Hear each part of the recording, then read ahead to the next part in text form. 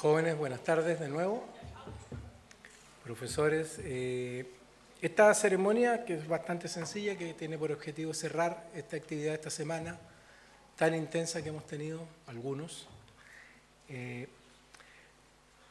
Antes de iniciar esto, quiero agradecer realmente la participación de todos ustedes. Yo creo que el interés que han demostrado esta semana por aprender ciencia ha sido tremendamente estimulante para nosotros los que venimos a enseñar, pero sobre todo considero que ha sido muy importante o podrá ser muy importante para ustedes mismos por el tipo de preguntas que muchos me han hecho que se atrevían a hacerlas en la sesión o después en forma individual.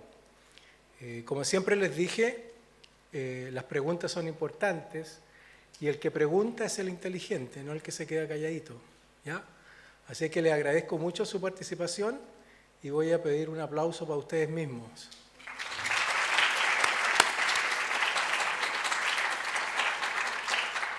Estas actividades que realizamos por segundo año en Punta Arenas son básicamente producto del interés que tiene nuestro Centro de Investigación de la Universidad Católica, CARE Chile, y que se ha visto potenciado en estas actividades por el apoyo de la Universidad de Magallanes y por este convenio y este futuro centro de investigación que yo les comentaba que se llama CEVIMA, del cual ustedes tienen un inserto en los cuadernos que les repartimos.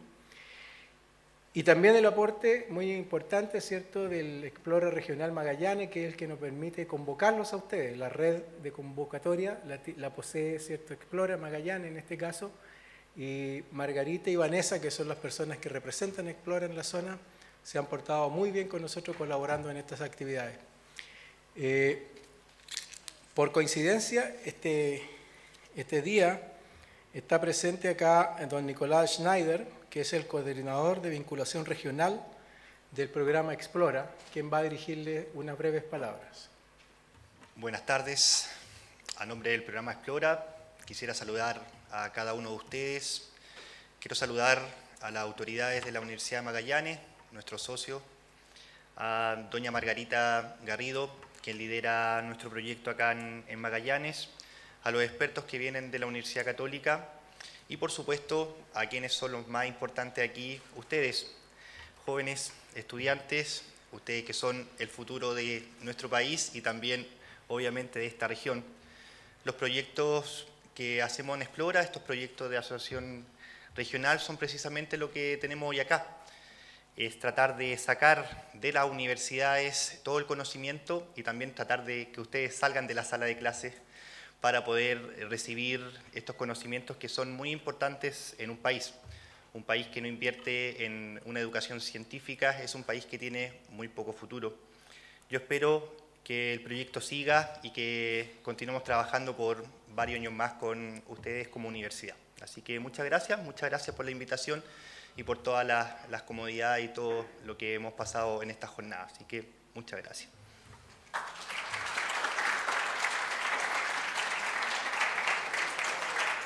Ok, para que no todo sea ciencia, hay otras cosas, hay otras actividades dentro de la vida que son tan importantes o más importantes que la ciencia. Y vamos a tener ahora un breve intermedio musical. Hay un ejecutante de música que es el joven Danilo Poduje, que es alumno del Conservatorio de Música de la Universidad de Magallanes, quien nos va a deleitar con una pieza en el piano. Por favor, Danilo.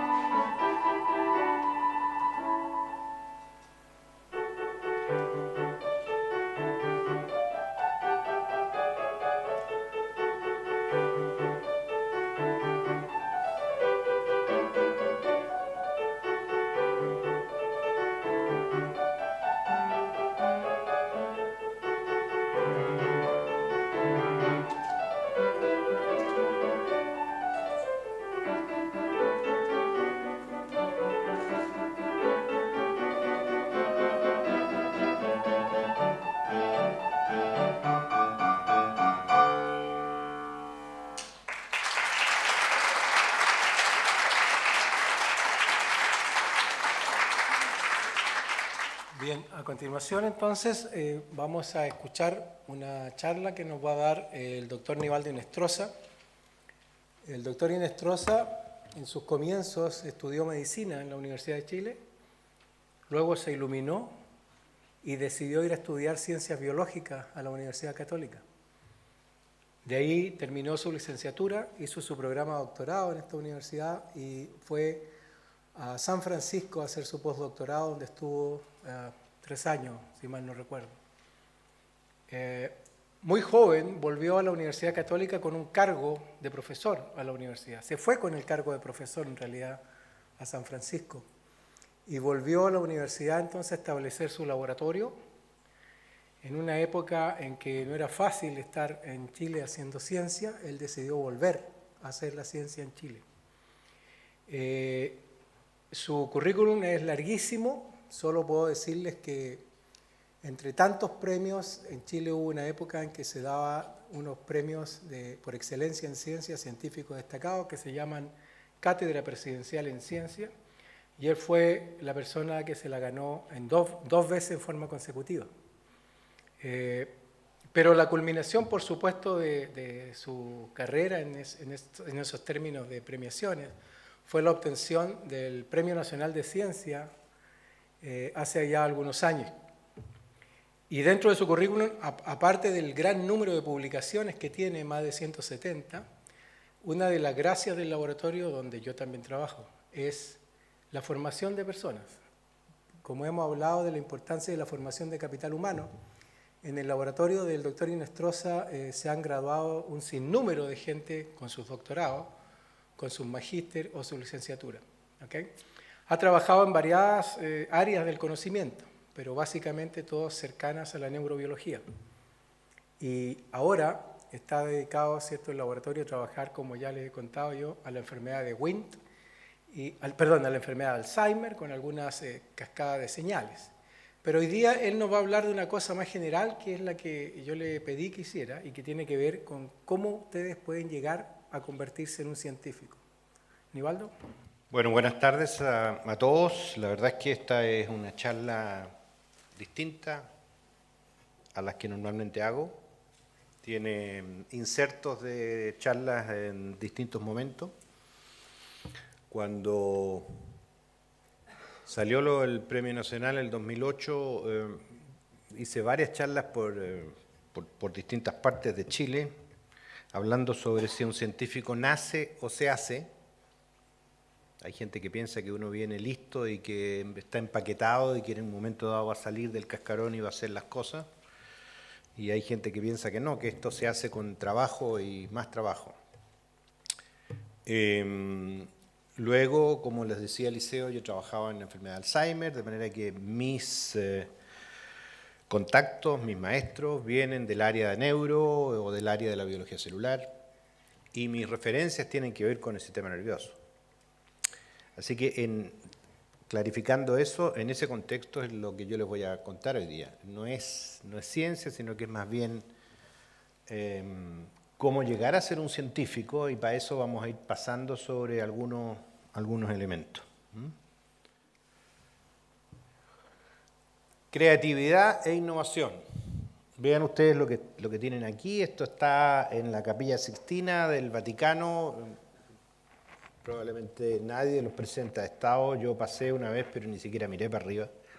Sin embargo, esto que ustedes tienen aquí es el inicio de la creación de Adán, de Miguel Ángel.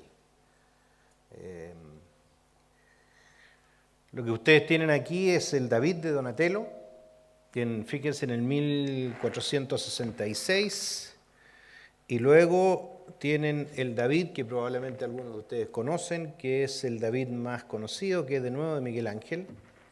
Miguel Ángel, después de casi 40 años, lo que hizo fue básicamente copiar el David de Donatello, pero innovó. Estas palabras esta frase, creatividad, innovación, están presentes aquí. Entonces Miguel Ángel fue capaz de innovar repitiendo un David, pero haciendo algo distinto y bueno, a algunos les gusta más el de... Ahora, ¿todo esto ocurría dónde? Ocurría en Florencia. Y la pregunta que yo les pongo ahí es ¿cómo uno se vuelve creativo? ya que pasamos por el hecho de que a lo mejor es genético, ¿no es cierto? Y solamente algunos creativos y el resto no. Florencia del siglo XV tenía una población de 50.000 habitantes, como un tercio de lo que hay aquí. Y ahí aparecieron Leonardo, Miguel Ángel, Donatello, Brunellesco, y podemos seguir una lista larguísima de los grandes maestros y pintores, ¿no es cierto?, artistas, etc. Entonces la pregunta fue, ¿acaso la organización de los cores, de los concejales de la municipalidad de Florencia lo que definió que aparecieran hombres notables ahí? ¿O fue la genética de todo, de cada uno de ellos, un poco lo que hablábamos de él, que si uno nacía con esto? ¿Qué quiere que le diga? No, señores, o señoritas, que veo que hay muchas, más señoritas que señores, de hecho. Fue el trabajo arduo, perseverante y sin tregua de cada uno de ellos, junto a maestros adecuados, porque algunos iban viendo a sus maestros, ¿no es cierto?, y replicando lo que hacían. Esto que está escrito ahí es muy importante y es probablemente lo que más tienen que ustedes recordar y llevarse para la casa. Ese es el mensaje. Eso que está abajo no solo es importante para los pintores, para los artistas, es importante para los científicos y para los futbolistas. Alexis Sánchez es lo que está abajo. Alexis Sánchez no nació en Buenos Aires jugando por River, con todos los top del mundo. Él nació en Tocopilla, donde no hay nada. Y que tuvo un terremoto y que ni siquiera se reconstruyó. Y ahí nació Sánchez y ahí salió adelante. Para jugar fútbol. No. Ustedes van a ser científicos destacados, pero en fin. Es lo mismo, es trabajo y más trabajo. Esto está tomado de esas charlas que alguna vez hice sobre el científico nace o se hace. Y básicamente hay un psicólogo inglés de la Universidad de Exeter, Michael Howey, que ha escrito un libro que se llama ¿Cómo se forman los genios? Y él compara genios fundamentalmente dedicados a la música, estos recolectados jóvenes en Europa, en Alemania, en fin, en Holanda, y los ponen a trabajar todos juntos. 100 de estos genios en principio, en potencia, y después de seguirlos durante su formación en el equivalente a una escuela que ellos tienen, con el paso del tiempo solo algunos terminan siendo los capos del grupo. Y él se plantea qué tienen esos niños o niñas que terminan siendo los capos del grupo de genios, que están todos partidos. Bueno, como está puesto ahí, los individuos que marcan la diferencia tienen un firme y claro sentido: conseguir algo. Comparten también un temperamento común, pero no tienen nada de milagroso ni mágico. O sea, no son genios. Son los que más trabajan y los que más se preocupan de lo que están ellos practicando. Y esto que uno lo repite y lo repite, la gente probablemente no lo entiende.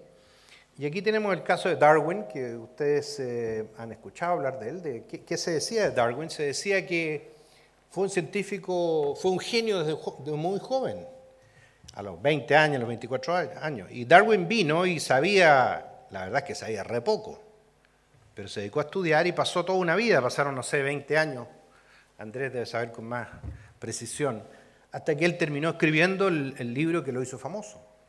Pero él nunca fue genio, él terminó siendo un gran hombre y probablemente uno de los que más influenció en el desarrollo de la humanidad con su teoría de la evolución, ¿no es cierto? Pero después de 20, 30 años en que estuvo estudiando y dándole vuelta a cómo eran efectivamente las cosas. Otro ejemplo, ese es un dibujo hecho por Dalí de Einstein el físico. ¿Qué se decía de Einstein? Se decía que habría sido un fracaso en el colegio, que era un pésimo estudiante. Bueno, eso es falso, eso es parte de la historia, de la caricatura. Él era un buen estudiante y venía de familias con científicos entre ellos. Entonces se van creando como falsedades, en uno que es un genio de chiquitito, en otro que era un porro y que de repente se iluminó. Y bueno, lo que es común en todos ellos, sin embargo, es el trabajo duro y constante. Y aquí voy a hacer un paréntesis con un hombre que es muy conocido, que es Pasteur, que es un premio Nobel de Química. Pasteur tenía la idea de que, y tiene esa frase célebre que se llama: el azar favorece a las mentes preparadas. ¿Y qué significa eso? Significa que en general los descubrimientos no pueden planearse, las cosas aparecen, pero no aparecen para alguien que es un flojo, para alguien que llega tarde a la pega, para alguien que no tiene buenos estudiantes, alguien que no prepara su clase, etc., sino que la suerte solo favorece a las mentes preparadas o a los individuos que han estado preocupándose de su trabajo y haciendo la pega. ¿Ok? Y yo creo que eso es muy importante porque de nuevo marca lo anterior. Esto de ser un muy trabajador durante toda su existencia. Si uno quiere ser un buen científico, bueno, primero tiene que arriarse a un buen árbol. Así que los maestros es un elemento importante.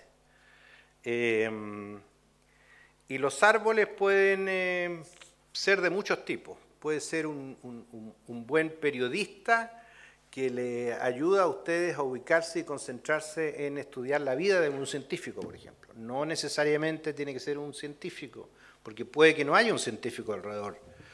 Ustedes sí tienen la suerte de tener aquí en la Universidad de Magallanes buenos científicos, de manera que los maestros están. En el caso mío, yo tuve al profesor Luco, trabajé con él algunos años, de hecho hice un curso el año 1973, un año antes que él ganara el Premio Nacional de Ciencia. Era un individuo muy particular, le decían el loco Luco, con eso ustedes ya se ubicarán qué significaba. Esto era exuberante, gustaba usar humitas, tenía chaquetas de colores rojos, etc. O sea, él entraba aquí y todos se darían vuelta a mirarlo. Él fue a la Universidad de Harvard, trabajó con el profesor Cannon, que terminó siendo uno de los más famosos individuos que trabajaban en un concepto que se llama la homeostasis. Y Cannon fue también colega y amigo de Norbert Wiener, uno de los que inventó la cibernética. O sea, ese era el lugar donde Luco estuvo. Y Cannon escribió ese libro que se llama La forma de hacer un investigador, cómo hacer un investigador, o cómo se hace un investigador.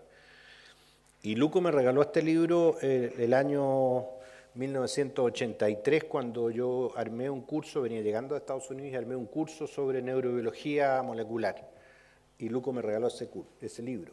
Y ese libro es un poco latero, escrito por un señor de 80 años en ese tiempo, pero dice algunas cosas. Y dice, por ejemplo, cuáles son los elementos necesarios para ser un buen científico. Entonces, ustedes van a leer la lista y se van a dar cuenta de algunas cosas curiosas. Pero primero, curiosidad, imaginación, juicio crítico, honestidad, memoria, paciencia, buena salud. No sé mucho a qué se refiere con eso, pero en fin, generosidad. Lo de buena salud, supongo que si alguien se va a infartar a los 30 años, olvídese, no va a llegar a ser un buen científico, pero buena salud en nuestros términos hoy día sería alguien que salga a hacer jogging y no demasiado entusiasta, porque ustedes saben lo que pasa cuando uno corre demasiado. El entrenamiento y la práctica, y de nuevo está este concepto de la práctica, de trabajar y esforzarse, pueden no llevar a la perfección, pero claramente compensarán las carencias. Si el tipo tiene problemas económicos, si tiene salud más o menos, en fin, van a haber compensaciones. Y, bueno, y este es un libro, yo diría, interesante y da ciertos elementos de qué es lo que debería ser un buen científico, cómo se hace un buen científico. Yo tuve además la suerte de tener a otro maestro, fuera de Joaquín Luco, que de alguna manera me orientó hacia la parte de la neurobiología. El otro maestro fue Federico Leighton, quien fue un médico que se había dedicado a la ciencia después de ser médico, básicamente, y fue a la Universidad de Rockefeller en Estados Unidos, en Nueva York, y trabajó con Christian de Div, que fue premio Nobel, y los papers por los cuales el Comité Nobel le dio a Christian de Div el Nobel, los hizo Federico, 3 o 4 de esos papers. Y yo hice mi doctorado con Federico, ¿Por qué? Porque elegí el laboratorio de Federico Leighton, que era el laboratorio mejor montado que había en la Católica en ese momento. Luco ya estaba retirado y la gente que venía no me convencía mucho, así que decidí elegir el mejor laboratorio e hice mi tesis con él en un tema absolutamente nada que ver. Trabajé en lípidos, en el hígado, y este fue de hecho mi primer paper con Leighton, sobre la detección de una enzima que tiene que ver que se come a los ácidos grasos en el hígado. Y es una flavoproteína, en fin. ¿Y qué aprendí con Leighton? Con Leighton aprendí que uno tiene que ser muy cuidadoso en el trabajo experimental, muy crítico de sus resultados, y que no tiene que estar nunca convencido que lo que encontró es verdad. Siempre tener la duda presente. Porque eso ayuda más que convencerse que lo que uno hizo está bien. Porque normalmente hay algo que puede fallar. Así que tener al loco Luco con todas sus locuras y situaciones jocosas, más buena ciencia, sobre todo en el sistema nervioso, y tener a este otro hombre en la parte específica del trabajo concienzudo y un trabajo exigente, de alguna manera me ayudó a mí. Yo siento que me ayudó a mí. Conocí a otra gente en el camino, pero estos fueron los que claramente definieron lo que yo terminé siendo. Bueno, luego de los maestros viene otro punto. Elegir un problema. Porque ustedes dirán, bueno, usted eligió el Alzheimer, muy importante, el sistema nervioso, muy importante. La verdad es que el problema no importa. Lo que importa es que uno elija un problema, aunque sea una trivialidad, y que uno lo trabaje y lo trabaje bien, y que se dedique a él. ¿Con qué tipo de cosas? Con pasión. Eso es lo que importa. Dedicarse al trabajo que uno va a hacer con pasión. No con compasión, sino que con pasión. ¿Estamos? Bueno, yo elegí algo muy simple, que era la sinapsis, que es el sitio de unión entre un nervio y un músculo. Eso fue al comienzo, y luego fue un nervio o un terminal nervioso con otra neurona. Sinapsis, neurona, neurona. Pero inicialmente partimos con Luco en el trabajo en sinapsis neuromuscular, y luego pasé al Alzheimer en sinapsis centrales. De manera que el Alzheimer fue algo que me tomó temprano, y esto es el ejemplo de un pintor holandés, Utermolen, que sufre de la enfermedad de Alzheimer, y aquí él se hace autorretratos, y a medida que va avanzando la enfermedad se le había diagnosticado el año 95, vean ustedes cómo va cambiando la percepción o lo que él asume que es su rostro, digamos. Así se veía él al final, obviamente que su cara era la misma que tenía, digamos, cuando partió. Esto les muestra que esta es una enfermedad complicada que tiene que ver con memorias, etc. Bueno, este fue el problema que yo elegí.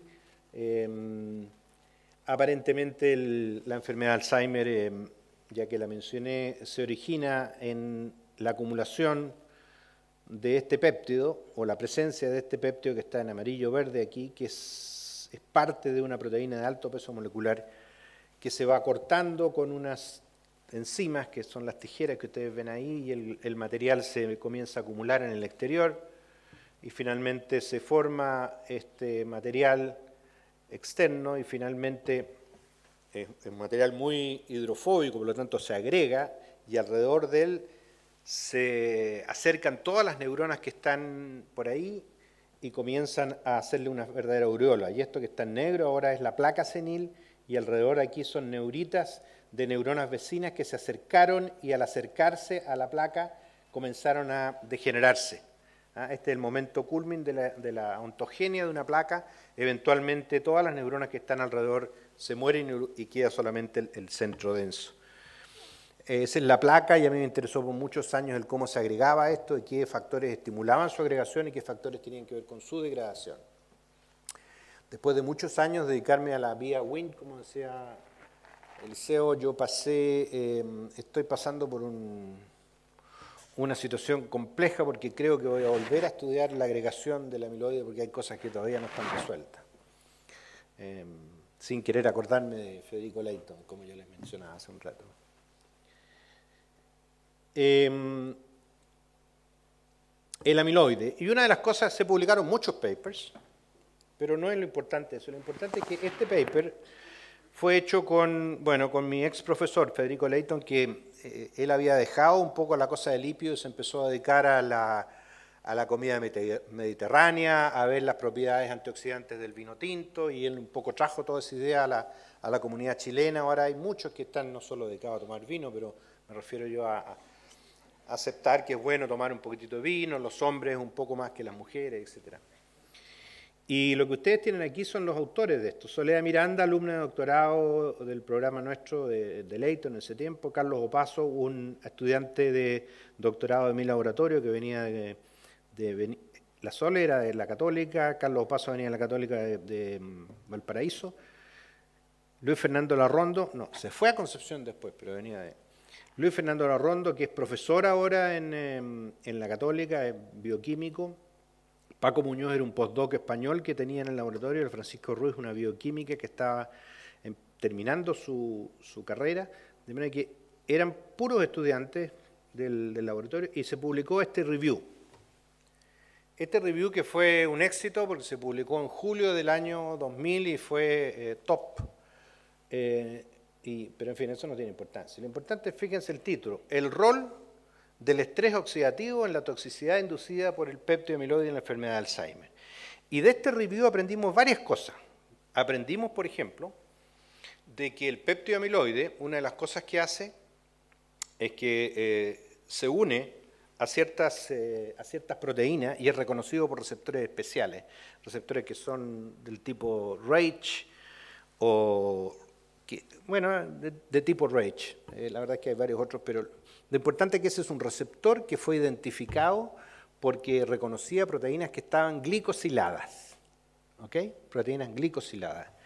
Y en hacer este review aprendimos que era muy importante cuando los azúcares se pegaban a proteínas. Por ejemplo, un caso claro es el caso del cristalino del ojo, cuando se pega el azúcar, cuando hay mucha azúcar circulante, diabetes y otra, se pega el azúcar al cristalino y aparecen las cataratas. Y si aparecen las cataratas, hay que operar las cataratas porque si no, uno no ve. Y esto ocurrió el 2000, y camino al laboratorio de un amigo nuestro que Andrés conoce muy bien, que es un ecólogo, ecofisiólogo, se hace llamar él. Él trabajaba en ese tiempo con los zorros y se alimentaba de Octodon degu, los zorros. Eso, tal como nosotros comemos vacuno, los zorros se comen el Octodon degu, que es un roedor. Y curiosamente yo le preguntaba, bueno, ¿y por qué este Octodon no se mueve? Me dijo, bueno, este no se mueve porque está ciego, tiene catarata. Entonces yo dije, catarata. Y aquí viene el otro punto que es importante. Los maestros son importantes, el problema es importante, pero importa la dedicación. Y lo otro que es muy importante también es la casualidad. Y esto lo hacía un poco ver, ¿cómo se llama? Pasteur. Y los gringos le llaman serendipity, que significa por azar, por casualidad, que se juntaron estas cosas. Hasta aquí se juntó los zorros de Bosinovich con sus cataratas, Leighton con el estrés oxidativo y la activación, ¿no es cierto?, en generar cosas. Y, bueno, aquí está el degu joven sin catarata y aquí está el degu viejo con catarata. En ese momento se me iluminó, le dije, Tate, si tienen catarata y tienen estrés oxidativo excesivo, probablemente van a tener placas seniles en el cerebro y va a ser un modelo para estudiar el Alzheimer. Y efectivamente, eso fue lo que ocurrió. Pudimos detectar que los animales jóvenes no tenían placas seniles con dos técnicas distintas. Este es un anticuerpo, este es un compuesto que florece, y ustedes ven que se ven las placas ahí. Y luego comparamos las secuencias de aminoácidos de rata o ratón, da lo mismo. Tienen 3 aminoácidos distintos en el peptidoamiloide que el humano, y cuando vimos el degu nos encontramos que había solamente una diferencia. Y eso probablemente explicaba por qué el degu sí forma placas seniles en el cerebro, sí es un modelo de Alzheimer y hoy día está considerado uno de los top modelos porque es un modelo natural del Alzheimer. ¿Okay? Todos los modelos que uno usa en general para enfermedades en Alzheimer, en diabetes, en hipertensión, etcétera, son modelos generados por animales transgénicos, en los cuales uno le inyecta, a un huevo recién fertilizado, le inyecta el gen que tiene que ver con la enfermedad, que es una cosa artificial. Esto es una situación normal y que tiene además algo que se los digo al pasar: estos animales hacen fácilmente diabetes, y lo que probablemente sugiere esto de que la diabetes es un factor de riesgo importante para el Alzheimer, cosa que indirectamente ya se sabía, pero este es probablemente el modelo para estudiar eso. Así que el DEGU es algo interesante. Esto tuvo que ver con las casualidades. Luego está el approach biotecnológico, porque ustedes tuvieron un curso sobre el cerebro o un taller sobre el cerebro y uno también sobre la biotecnología. La biotecnología es muy importante. ¿Qué significa la biotecnología? Desde el punto de vista del trabajo nuestro, del trabajo de cada uno de ellos. Es buscar de repente ciertos elementos que uno necesita dentro de su trabajo, dentro de su línea de investigación, que tengan que puedan ser económicamente rentables, que puedan ser utilitarios al interés del investigador. Nosotros estábamos trabajando en Alzheimer, todo el mundo me iba a molestar. Bueno, no debería decir me iba a molestar, pero me llamaba por teléfono, oiga doctor, ¿y cuándo sabemos del Alzheimer? ¿Cuándo solucionamos el problema? Y dije, ese no es mi problema. Mi problema es entender cómo ocurren las cosas dentro del cerebro. No, pues doctor, tiene usted que conseguir un remedio, bla, bla, bla. Entonces nos pusimos a hacer un approach completamente tecnológico, biotecnológico, que tiene que ver con estos organismos o modelos animales. Y nos hicimos varios estudios y básicamente el approach era decir, tenemos modelos transgénicos de animales que van a tener Alzheimer y que van a estar, por lo tanto, han perdido la memoria y les vamos a dar a ellos compuestos, productos naturales o de cualquier tipo, que mejoren la memoria. Y en tanto cuanto logren mejorar la memoria, nos vamos a interesar en ello y los vamos a estudiar y vamos a estudiar el mecanismo, etcétera. Eso es una cosa tecnológica. Se necesitaba conseguir drogas que pararan los problemas de memoria. Se dan cuenta que no es algo dirigido. Yo no me voy a dedicar a buscar un factor que haga tal cosa, sino que encontrando todos los potenciales factores, voy a interesarme en alguno de ellos. Y bueno, y aquí, en ese tiempo, cuando hicimos este trabajo que fue publicado en el año 2006, utilizamos la hierba de San Juan, de hecho un producto purificado de la hierba de San Juan, que es la hiperforina, y podemos mostrar que la hiperforina que está puesta aquí, que se saca de esta planta, de la hierba de San Juan, la hiperforina previene la toxicidad del amiloide y los cambios en memoria espacial, desagregando los agregados de amiloide. En este caso no teníamos animales transgénicos, sino que inyectábamos directamente las fibras de amiloide al hipocampo. Luego de eso, pasamos por muchos compuestos y les pongo aquí el ejemplo. Yo no sabía que iba a venir nuestro vicerrector, el doctor Mancilla, pero en fin, traje la gracilaria como ejemplo. Oxilipinas es un grupo de lípidos obtenidos de la gracilaria chilensis que normalmente se colecta en las costas chilenas, se embarca y se le vende a Japón.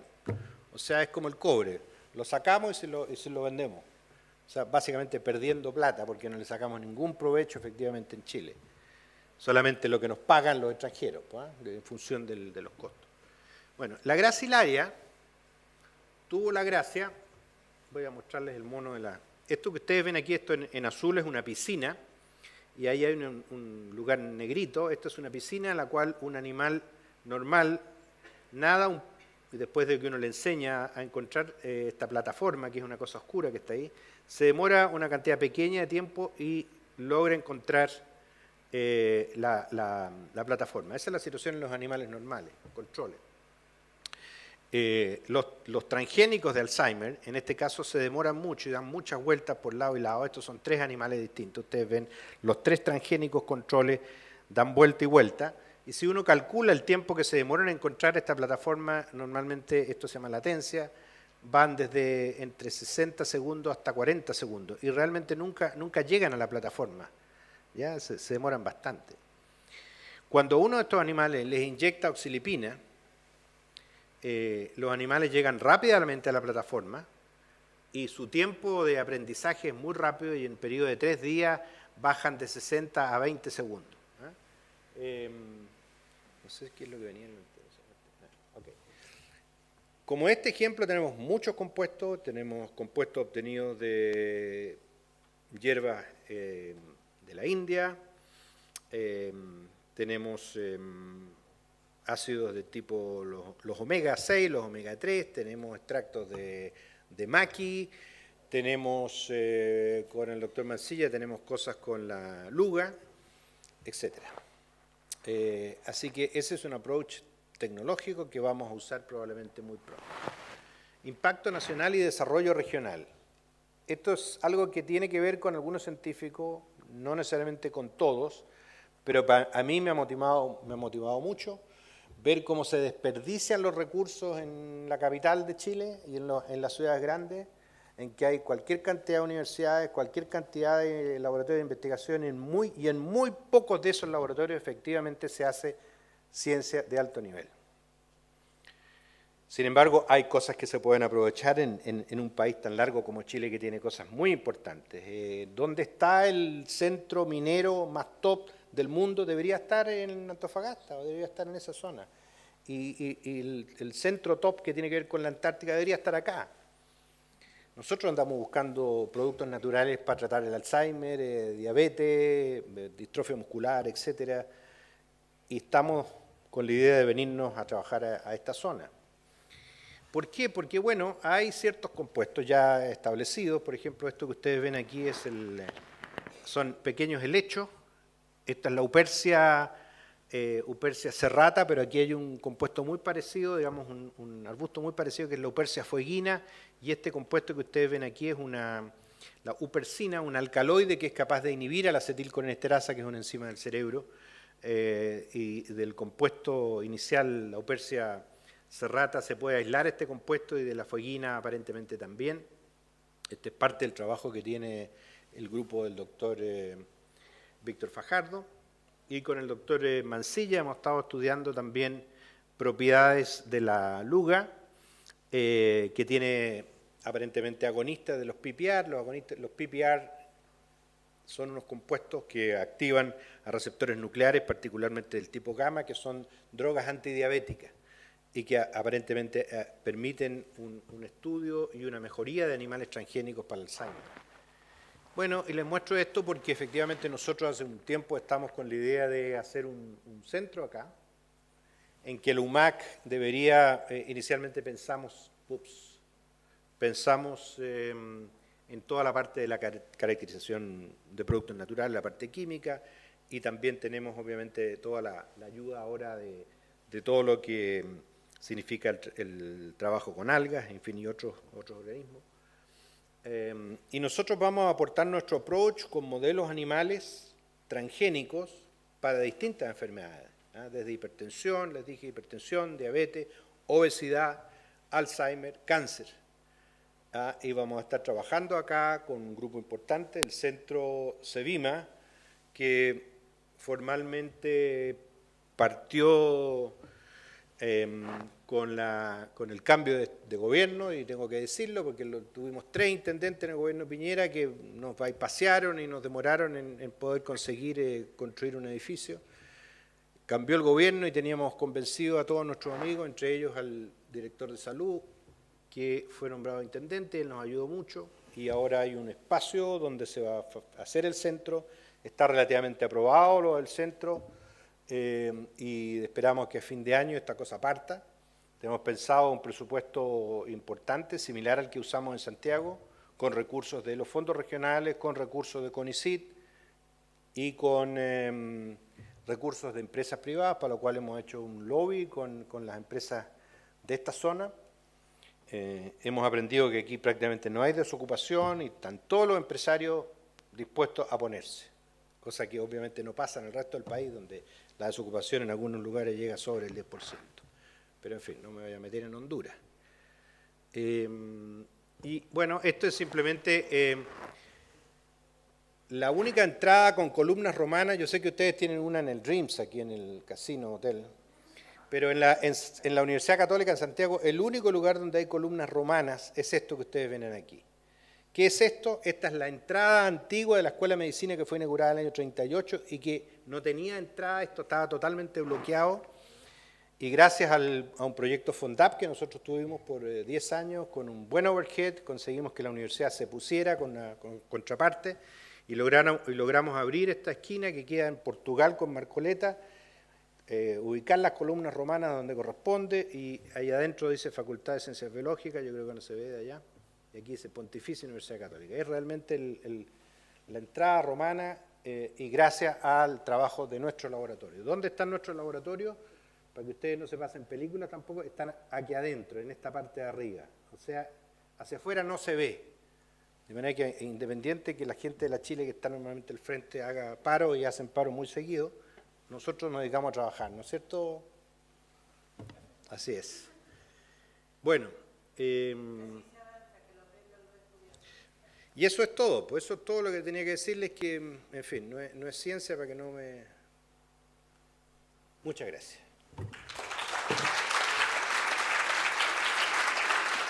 Bueno, para terminar, tengo que agradecer a varias personas el éxito de esta actividad esta semana.